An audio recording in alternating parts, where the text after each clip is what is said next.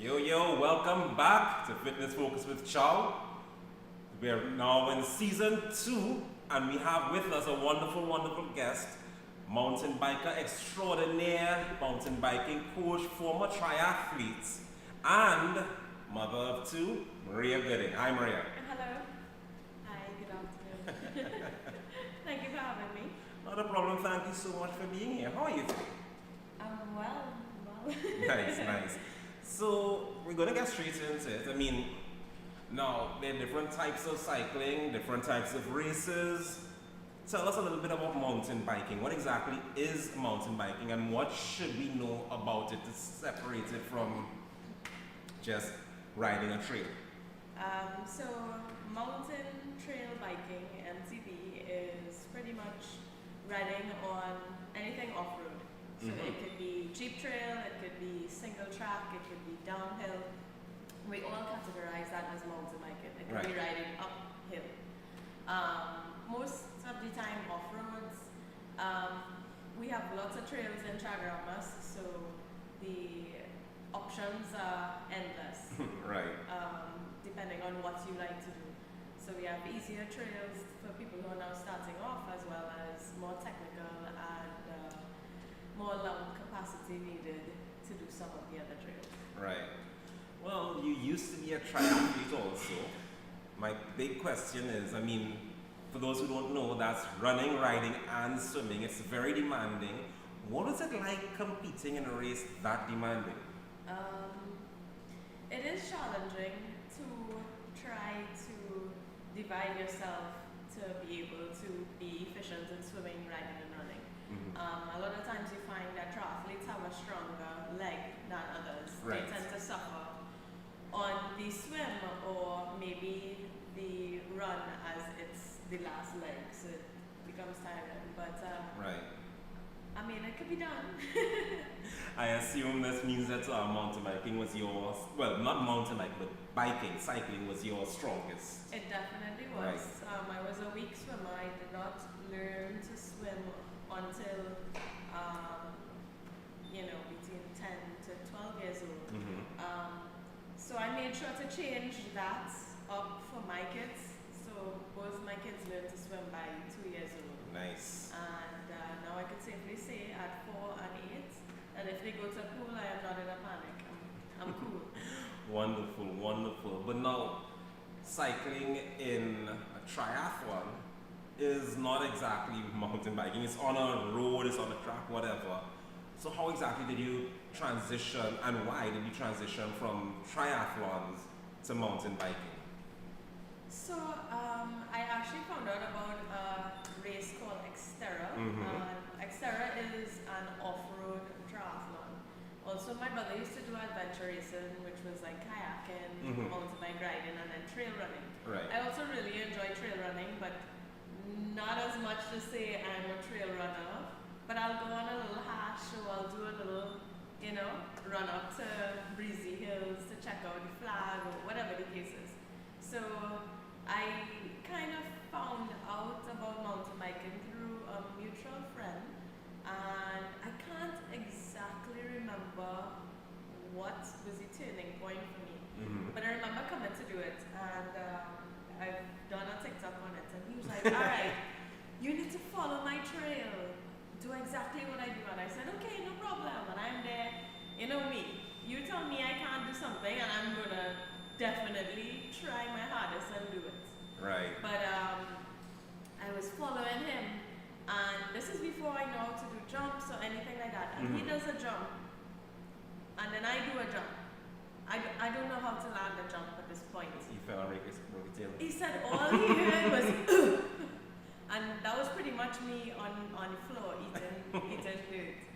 At the end of it, he was so apologetic. Oh my God, I told your dad I was gonna bring you back in one piece and safely. And I was like, dude, it's okay. Like my parents know that I'm wild, so they're alright. They know the potential exists that a broken limb or something would, could happen. Anyways, nothing was broken. I was fine, and the fall did not affect me after those few seconds of catching my breath and trying to put oxygen back in my lungs. And I was fine. I dust off everything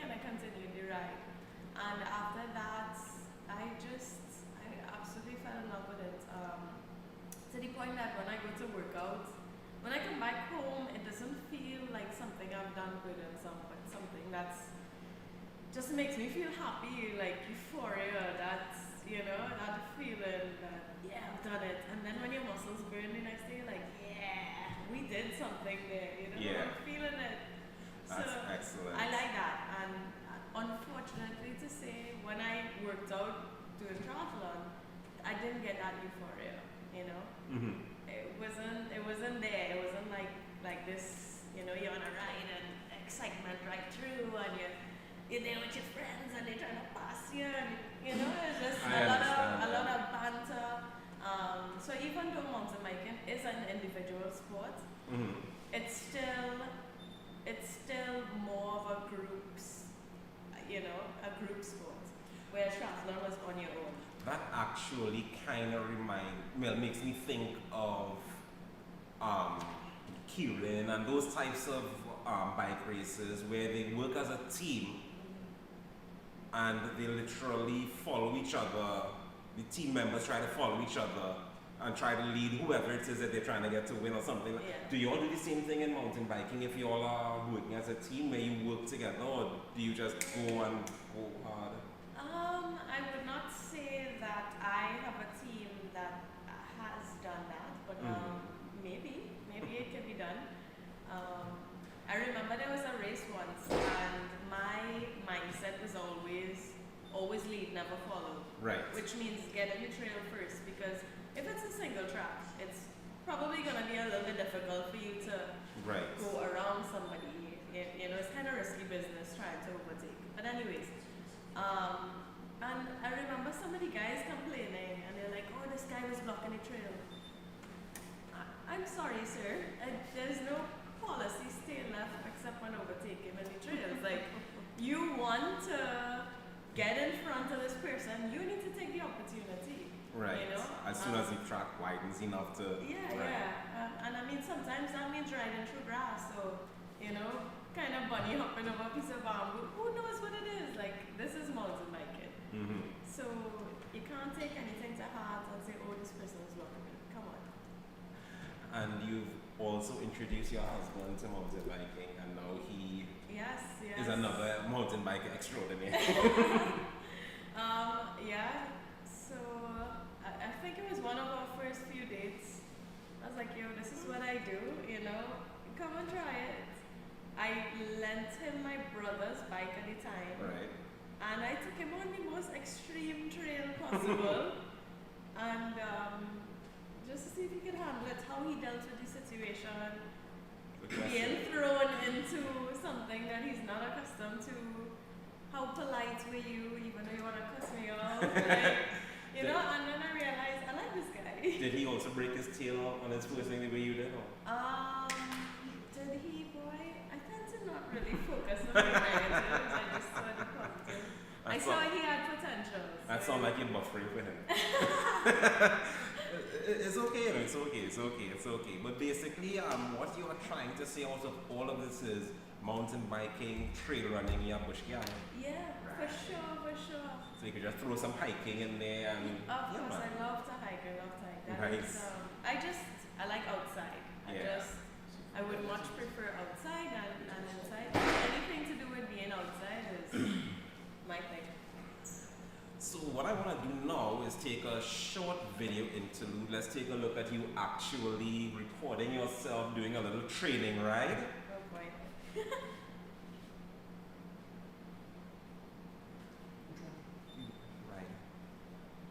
Be right. MTV practice? Yes. MTV practice. So when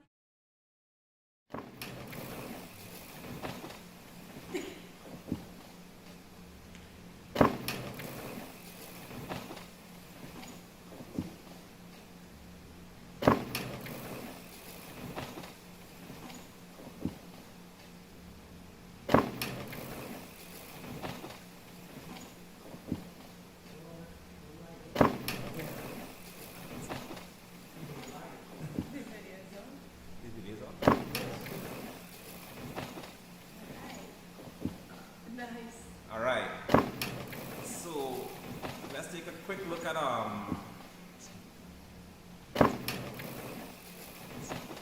Right, so this is pretty much me in Chagramas.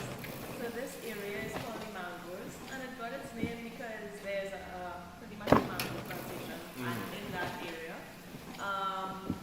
And some really cool guys spend their money and their time and their energy to make these little obstacles, which is all part of my handling skills. right. So I want to make up those guys. I like to call them the trail fairies because you come one day and then there's, a berm or a jump or like this or some little, Now the thing is, a lot of people believe that when you are training for a discipline, you only do that discipline alone, but we've also seen you do some other kind of trains. We're going to put 2 videos actually back to back now. Okay. One of you doing stability training and then one of you doing some strength training. Right, yes. Yeah.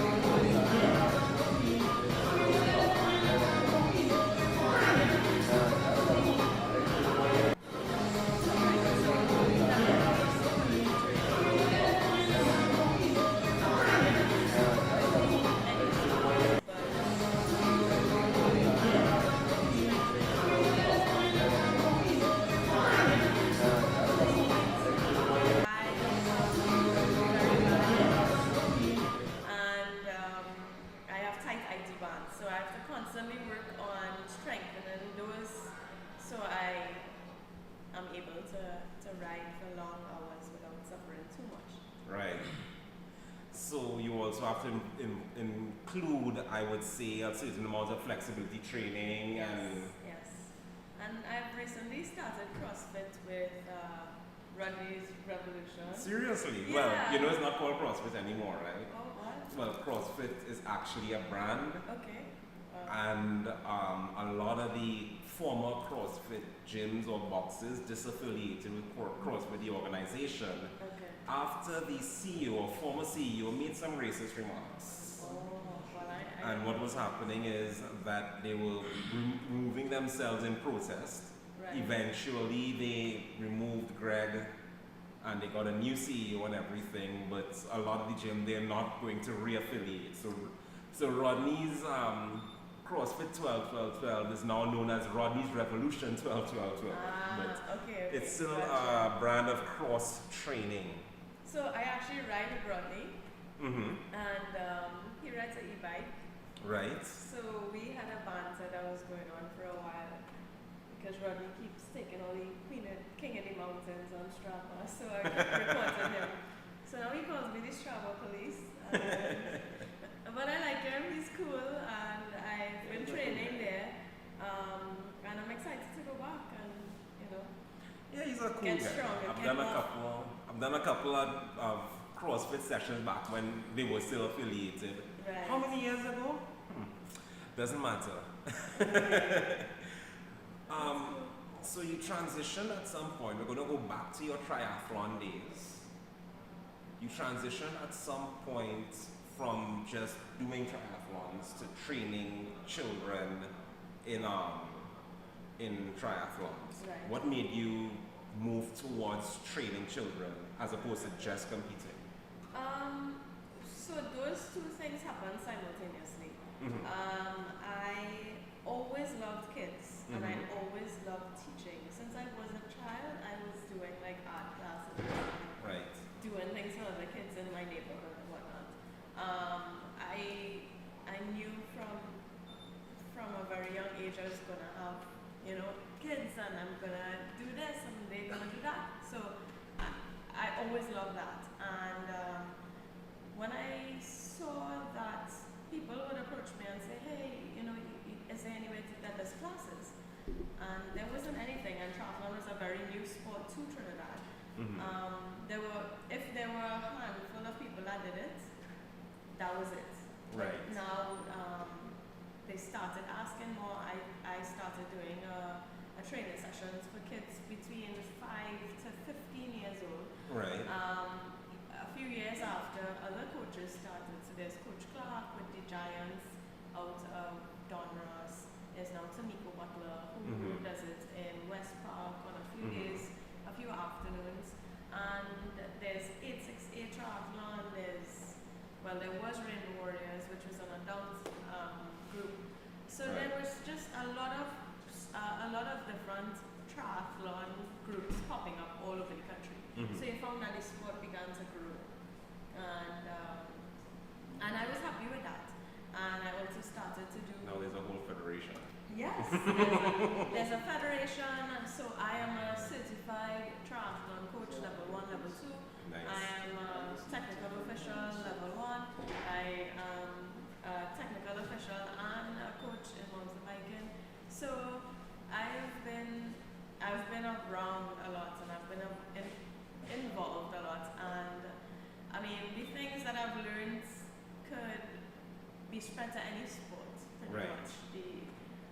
So I'm happy that I was able to learn so much from that, and I was happy for the time that I spent in doing triathlon, doing event coordination, Mhm. just everything, and but life was Life is always interesting. always changing. And now, you've moved from training children in triathlons to training them in mountain biking. Yes. Yes. So Tamiko and I started a bit of a training club called M&M's, which is Miko and Maria. And Catchy. Yeah. It was really cool. We had a cute little M&M shirts. The kids wanted M&M shirts.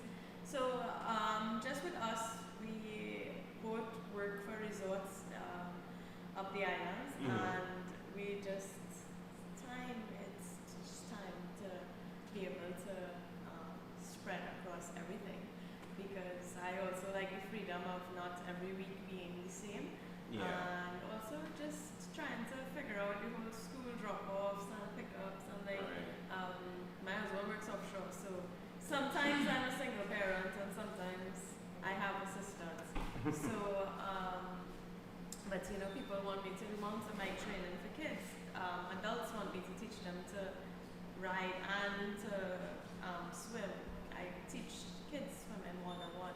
So it's like a lot going on to divide myself. So my question is, when do you have time to actually breathe? Breathe? Yeah. Inhale oxygen, exhale carbon dioxide. You know that thing?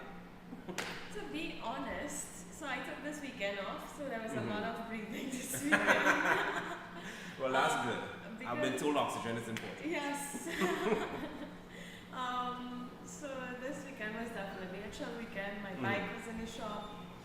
I did a TikTok on it. People thought I sold my bike. I did not sell my bike. I was just sad because I knew there was a lot that needed to be done. Right. And I wouldn't get it back for a few days. But glad to feel again. I need my bike Nah. tomorrow. So yeah, there's not a lot of breathing. I go a lot. There's not a lot of downtime, and I kind of like it like that. But yeah, if I feel my body needs a break, after going how many days in a row, I would take it. It's not like I'm gonna say no, I need to do this. Of course. Yeah. You gotta listen to your body. That's something I always advocate for as a trainer myself. Yes, for sure. There was something you mentioned that I wanted to talk about. I'm glad you mentioned it. You were talking about event management. Right. I don't know if it started with you, with your brother Jason, who we interviewed last season, or if you all did it collaboratively, but you did eventually at some point start to move towards race management. Right. Yes. I know it's not something you do often, but there were a couple of races that I worked for you for instead of him. Yeah. What made you decide to go that route? Okay, so I'm trying to think about it. I did promotions when I was younger. Right. I was a promo girl, okay, for a lot of different brands. And when the people that hired me realized that I was doing more than what they asked me to do, so I would get there early and I would help set up and I'll break down and I'll tote things in the car, and I had no problem doing the hard and laborious work, Of course. you know. Yeah. So So from there, they started to hire me to manage the promoters and whatever, Right. just to execute the events. And after that, my dad and my brother created Rain Warriors. I can't remember the year, but Rain Warriors was a triathlon group which eventually evolved into event coordinating, event managing. So not only we put on our own events, but people will hire Rain Warriors to manage their events. And then my dad and my brother bought the Odyssey timing system, which will electronically time races. So there was other races that we will be involved in that we weren't doing anything else, but we were just focusing on timing and results. So that happened, and because I was involved in triathlon, I was able to start doing my own events, which was like booth camp, which I've had for over 10 years, which is shameless plug-in, which is an outdoor all-adventure camp for kids, which we do running, riding, hiking, Zumba, aqua aerobics, zip lining, wakeboard, water skiing. Seriously, zip lining too? Yeah. Did I say rock climbing? Just Africa? that's for kids. Sorry. That's alright. I could crouch. Zip lining and mountain climbing. I could shave and then, Doubt. But your son could come. Actually, he would love that. Yes. He would love something like that. So I started doing that camp, and I really loved it. Really looked forward to it. Always had a team of young but mature individuals that will be able to help out at the event. Right. Keeping safety as our number one priority, as well as keeping on schedule. So we have all our events is every hour on the hour. So, so it was just making sure that those things happen seamlessly. Right. I want to do a video interlude. Do we have the We Are video? That's alright. Well, we'll continue to chat until they get the We Are video. No problem. And we will go to, I would say, one of the biggest segments for this month, Mother's Day, and I want to say an early happy Mother's Day Thank you. to you. No, people tell me that I forget sometimes. So what I want to say is, I've met your children, Yeah. and I will say that you are a mother to two wonderful little girls Thanks. who take after their mother in terms of at least awareness, Oh, yeah, at for least sure. if nothing else. How has this impacted your world as a racer, a trainer / coach, and a mother? So I had my first daughter at 24, and this is at the peak of my triathlon career. It was difficult, but 3 months after I gave birth, I won Mountain Biker National Championships, and I always remember that because it was tough, but you know. Autograph before you leave it? It was tough, but my mind was just on that. That was my focus. So I was very much supported with, helping with, everything to do with a new baby. And from my mother, and my husband is also an amazing dad. So all of this is what who helps me to be able to do it. Also, my daughter is legit an angel. So even when Seriously? when I was working and I had to drive all day long to do deliveries for my online baby store, she would just sit there quietly and just sleep and wake up, and she would cool, and I'd be like, "Hey girl, what's up?" Get her, feed her, change her diaper, maybe I eat too. And Maybe. then put her back in and continue going. So all those parts really came together to help me to be able to get back into the sport and properly. Nice. I say the same thing about the second child. I did take a break after Lexi. Right. Only after the fact I realized that I was dealing with postpartum depression. So I didn't understand it until afterwards, but my husband went to Tobago to ride with his friends, and I went also just for a family vacation. every day he went out riding and he would ask me, "You wanna go ride?" And I was like, "Nah." "You wanna ride?" Every single day I remember on that vacation he asked me to ride. And I just kept saying, "No thank you, it's okay, I don't want to." And now you ask me if I wanna go ride every single day, I will say yes.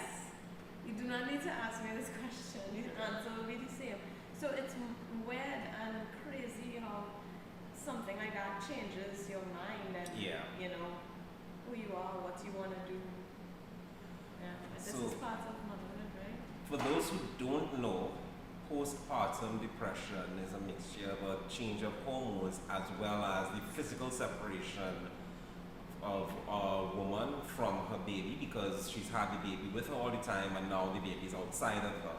Between these factors and then the change in life, the things that she was able to do before she can't do, at least for the very least during her recovery period, however long that takes, you know, all of this compiles to make a woman, a new mother, go through this experience. And it's actually very difficult because some just kind of get depressed, some women just kind of get depressed a little bit, they get a little bit sad and they work through it, but some may go a lot further. I don't want to discuss how far it takes some women right now on this platform, but it's actually something that needs to be paid attention to. So for all potential mothers out there, it's something you need to be aware of. For all fathers and potential fathers, you also definitely need to be aware of this, because your support is going to be absolutely crucial to helping her come out of this, I guess you can say this funk, but to make, use a mild word. Yes. Yeah? It's true. I think it was body changes too, because I've always been one size, one particular weight, you know. Right. And, you know, all these things change. So I remember, because I posted it on Instagram, the first time that I wore two-piece after that, like 2-year stint. My stomach was like a completely different color to the rest of my body, because I was always in a onesie or hiding because I just didn't feel comfortable being like that.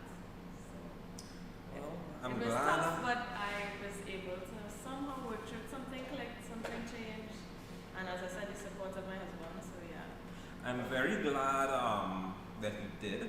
I do have one, I want to get into that video, but I do have one more question before getting into that video. Something you brought up and something I definitely wanted to talk about, your online baby store, Baby Stop TT. Listen, is babystoptt.com?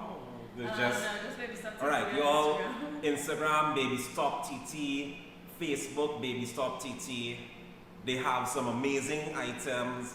If you're a new mother, a new parent, within the first, 5 years? Yeah. Yes, you wanna, expecting moms, you need baby items. This is a shameless plug. Go to Baby Stop TT. They have wonderful items, and Maria will hook you up. Trust me, right? But what I want to know is, what gave you that idea? Is it because of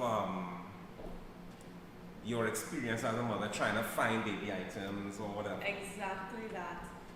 So my husband and I had just had our first daughter, and I just went to the stores and looked at the prices of stuff, and you know, trying to find particular things or cuter things, and not just the generic, you know, maybe brands that come from China or whatever the case is, that you're not too familiar with the quality, you're not too familiar with the product.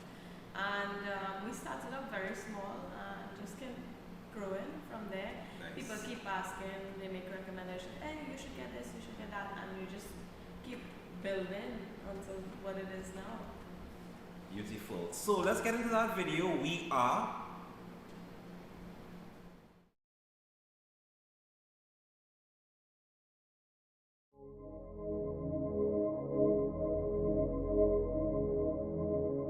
My name is Chazelle Fleming. Hi, my name is Alan Ferreira. Hi, my name is Jamie Phillips. My name is Daniela Maria Taruba. My name is Mark Chau Singh. Hi, my name is Charlene Prokop. My name is Corinne Singh. My name is Sayana Andrews. My name is Tiana Guy. Hi, my name is Nikki. Hi, my name is Kevin Lucas. My name is April Suraj. I'm a chef by profession. Some would call me a gym rat. I'm a fitness instructor. And I am a powerlifter. I am a mom, a wife. I'm a fitness enthusiast. I also do capoeira. I'm an elite international boxer for Trinidad and Tobago. Doing acting, modeling, MMA, martial arts, stunt choreography. I ride horses. I am a Spanish teacher and also a rugby player. I'm an Olympic weightlifter for Trinidad and Tobago. I am also a bikini fitness athlete for Trinidad and Tobago.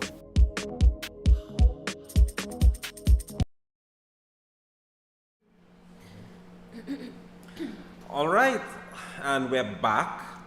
We took a word from our sponsors ourselves. What we just featured actually is a little video that we titled We Are. So years ago, the original founders of Hybrid had a realization that we in the Caribbean have this horrible, horrible habit of making negative comments about how a person looks, you know? First thing, and this is not a Trinidad thing, this goes throughout the Caribbean. First thing when you go to a family function, oh gosh, how you put on so much weight? Oh gosh, you're looking so skinny. Oh gosh, and you know, all of these things. You know, a woman is pregnant, she's fat. You go to a gym and you see an overweight person, like, oh God, what's she doing here? She wasting her time. A slim person, what's she doing here? She already skinny. And all of it's, you know, there's a lot of body shaming. So what we did, we decided we're going to take some tasteful news of some athletes, competitive and non-competitive. And I'm saying that because as far as I'm concerned, anybody who dedicates themselves to fitness is an athlete. You just may not be competing. We actually got a mother who decided to take pictures both during pregnancy and post-pregnancy. Big up to April. Thank you so much. I was a part of it, but I'm not being featured here. And the goal is to show that even those of us who are supposedly have fit bodies, we have our own issues. We are not immune to body shaming, and we are actually standing up against it, you know? As I said, it's tasteful news. Y'all feel free to order, to go on Hybrid's website, hybridcaribbean.com, order your magazine, or contact any of us via Instagram or Facebook if you do want your copy of the magazine. So I'm gonna ask Maria what she thinks of the magazine. I think which Hybrid in specific? Hybrid body, the body issue. I think it's a great thing that you're doing and you're featuring people and what's the meaning behind it. It's not just, you know, nowadays, was it Punch? Sunday Punch. You know, it's about these athletes and what they've done, and you know, I've watched these stories and what different people say and how people approach them. I just want to say, please do not comment on people's bodies. Let them just live. Let them just be who they want to be, however they are. If they comment on their own bodies, that's okay too. Because I look at people and I'm like, oh my God, you're beautiful, you're perfect. And people come and they tell me, oh my God, your body. And I'm like, we need some work. But they're like, no. And I'm like, this is how I feel. And I understand how you may feel too, so, and that's fine also. But I love it. I love the concept of it. So let's ask this. Men are not immune to body shaming. There are four of us who were part of the magazine, but women are more often targets of body shaming, and you have two girls that you are raising. Have you, thought about how you're going to encourage them so that they feel more confident in their own skins? Okay, so I've had some instances, right? So I am definitely I am a little bit insecure about my torso. Now this is pre-children. Now when I look back at those pictures, pre-kids, I was like, why did I spend my skinny days thinking I was fat? You know, like, why, what put that concept in my mind? And it was just because I was in love with a certain structure, a certain torso, and that's what I wanted for me. But you know, genetics, little Indian genes, a little too much roti and flour. And I was never able to achieve that. But when I look back at it, I was like, Maria, you were gorgeous. What are you talking about? And now, even though I have a bit of loose skin, I have my stretch marks, I've carried 2 children, so it is what it is. And I've learned to accept it more. It's not like I'm gonna be flaunting it for all year, but I've accepted it more. And when my daughter made a comment about something about being fat, or I see when I'm putting on the underwear of my little one that she like sucks her stomach in, and I'm like, did I do something? Did I say something that is making them feel this way? Is it that they heard something from somebody else? Is it from a show or whatever? But it's all around us that, you know, that they are being struck with this stupidness from age 8 and 4. That it's all around us. So it's just about, you know, making them a strong individual in the mind, that they are happy with themselves, they are proud of themselves, they like how they look, and they're okay with whatever flaws, and just be strong. So when outsiders come and say things, it doesn't affect them. Yeah. Unfortunately, it's in everything. It's on TV, it's on radio, it's everywhere. So let's get back to on topic, right? Okay. So you have 2 children. Have you decided to raise them in the racing family legacy? And I say family legacy because you know your brother's a former triathlon champion, 7-time? Yeah. And all kind of madness. You yourself are a triathlon champion and a mountain biking champion. Have you decided to raise your children in that legacy? So, when I started up doing triathlon, there was a period in time where I realized I couldn't leave. It's like a triathlon cult. And then when I told people, I don't really do triathlon. What? But you're so good at it. But the thing is, if somebody is good at something, it doesn't mean that that's their passion. Right. And because I went through that journey of coming to my dad very timidly and saying, I don't think I want to do this, after buying a very expensive bike and equipment and everything, and I had to be like, no, but I'm not done. I'm not gonna turn to a life of partying and drugs. I'm legit going to move to a different sport. Right. I'm going to focus on mountain biking. Oh, but why are you doing that? And he could not really grasp it initially. It's like you being a good doctor and you're telling your mom, I ain't gonna do this doctor thing anymore, I know. I like painting. And she said, no, but you're so good at it. Because people on the outside see your potential. They see where you could go. Yeah. They see that, you know, you always had a dream of being something great in this sport. And now you're just willing to drop it. Yeah.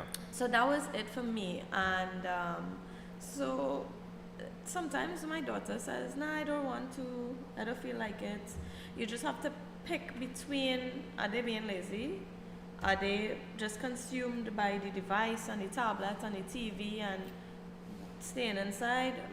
And I think once you find that balance, to be able to take them out and do some kind of exercise, I'm happy with that. So your focus is not necessarily getting them into racing, just making sure they have a fit.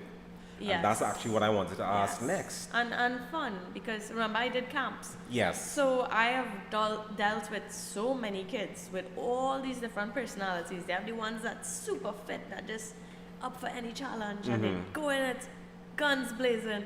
And they have the other kids that are a little more timid, that they're like, come on, you could do it. You could, look, this one is doing it, this one is doing it. You know, and so now, like, with that, I've been around so many kids. When it's my turn now. I'm not gonna force my kids into, I'm not that parent. What I will do is I will make sure that they try out all different sports. And then they could pick what they want. Say, I Right. really like this, I like that. Basically, as much exposure as possible. Yes, definitely. Right. So that's actually what I wanted to ask, and you already answered it. In terms of how you were planning to make sure that your children are raised in a fit and healthy lifestyle. So you were exposed to sports.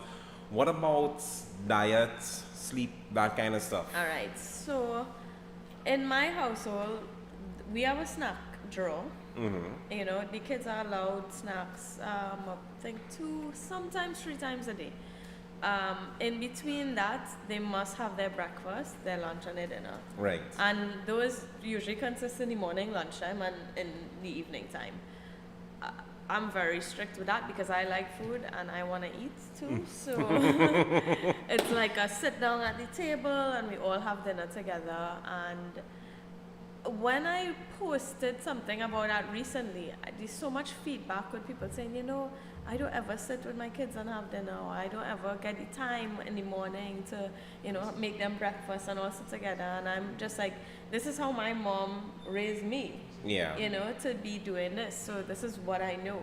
So, you know, it's kind of like a devices to the side, and you get to talk to people, you get to look at them, maybe you might observe something with your kids. So definitely the eating properly. I am not the type of mom to make something separate completely for my kids, so they have to eat what I'm cooking. And I tend to try and do some healthy meals. There are the times when we'll have a little pizza and KFC. Well, of course. You know, and things like that. But generally, we try to eat our baby trees, which are broccoli, and you know, we eat our fruits and different things like that. But yeah, they do have their snack, and that is for the meal aspect of things. They don't really drink sodas except at a party. My older one might ask for a Coke. That's a new thing. Other than that, it's just water, and that is how I try to keep my family healthy from a dietary standpoint. Right. So that's pretty much it for the day. We do have one last thing to do, but before we get into that, I want to say special hello to Shea Best, to Sir James 9699. Thank you both for joining us. Thank you for, you know, tuning in for our first episode. We have a bunch of people. I know a couple of my friends are watching also. Hi, Paige, little homie. Hello to Corinne. Hello to my family, mom, dad, brother. You know. Anyone you want to shout out? I want to shout out to my mom and my husband and my kids if they're watching, and whoever else has joined us. So I want to bring on our last segment, affectionately known.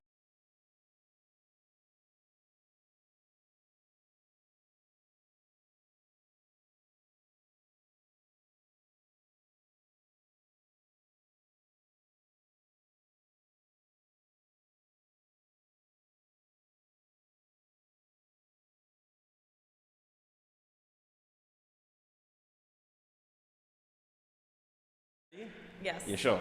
Okay. Absolutely sure. Cool. So, favorite junk food? Gummy bears. See, I always ask if they're ready, and they always get stumped on their favorite. Gummy bears, Trunky, Coca-Cola from a fountain, sushi. Right. Is that junk food? Sushi? I'm not sure. Okay. Squats or deadlifts? Squats? Legs or chest? Legs. What's your go-to exercise for a pick-me-up? And let's pretend that I don't know she's going to answer riding. Riding. If you could work out with or be trained by one person in the world, who would your fantasy workout partner or trainer be? Wow.